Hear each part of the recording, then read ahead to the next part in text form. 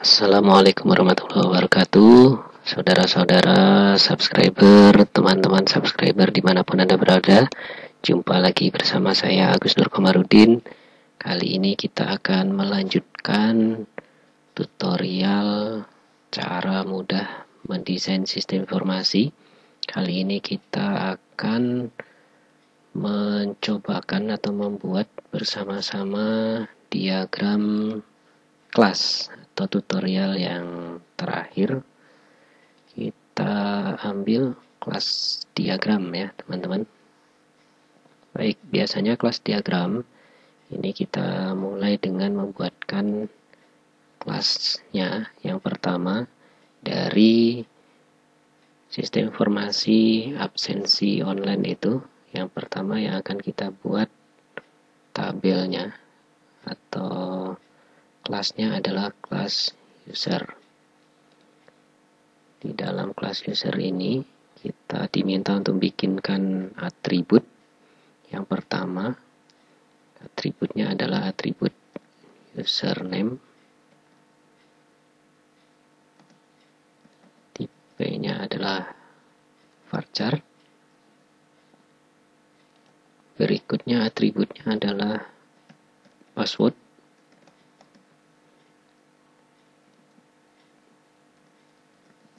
Varchar juga. Kemudian yang terakhir level. Level maksudnya adalah level penggunanya.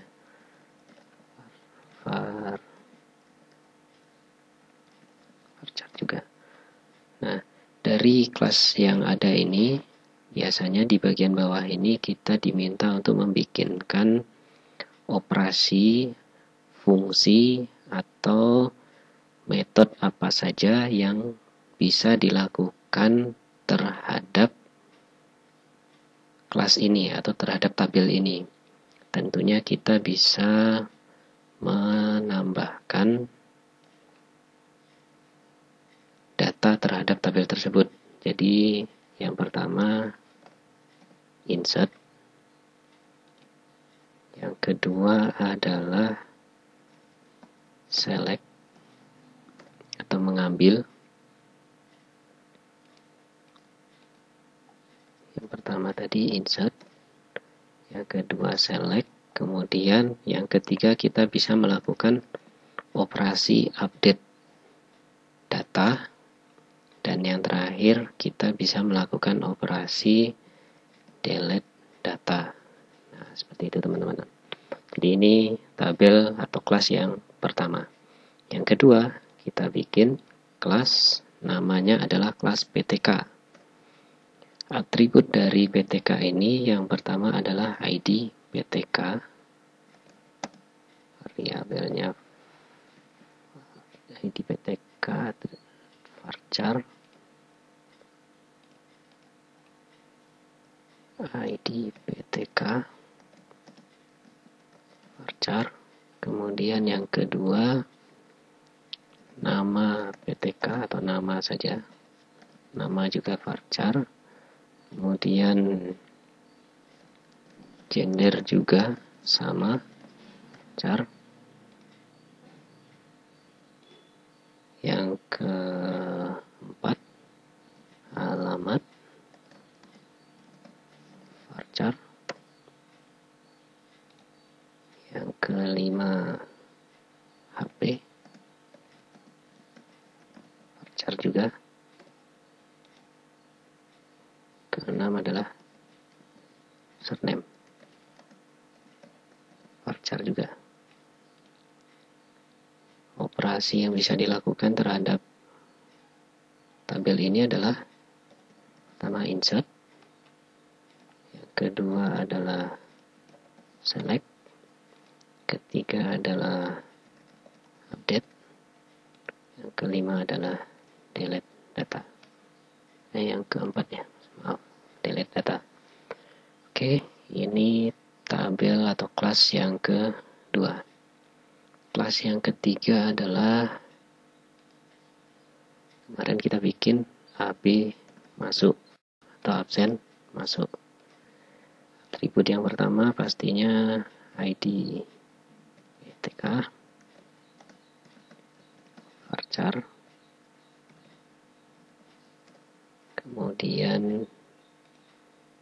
berikutnya adalah hari di mana dia absen, berarti bisa kita buat ini juga varchar ya.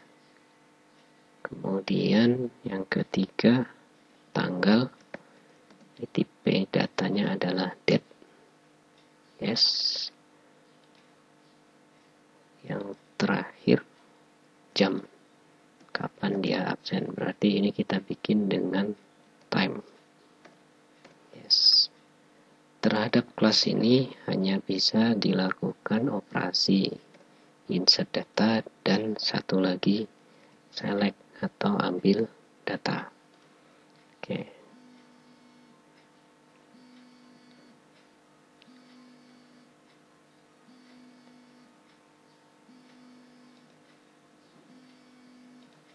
Kelas yang terakhir adalah AB pulang.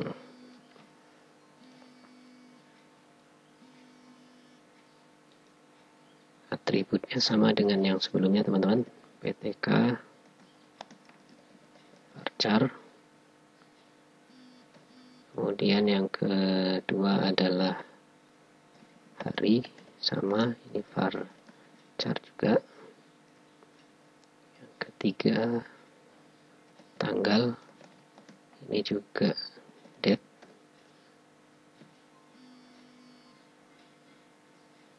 Terakhir jam.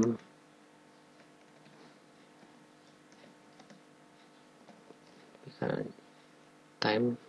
Oke. Berikutnya operasinya adalah insert. Berikutnya select.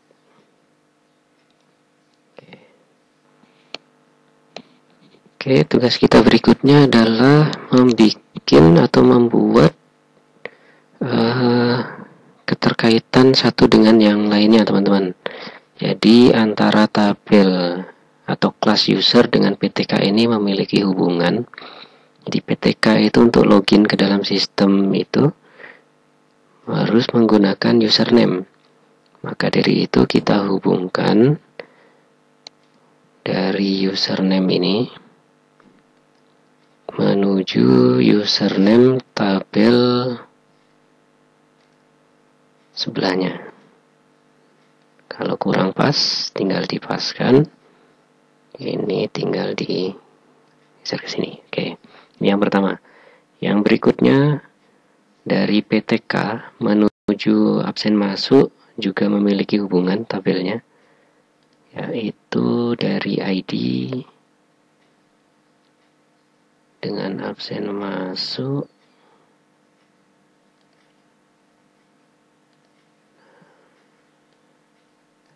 Oke.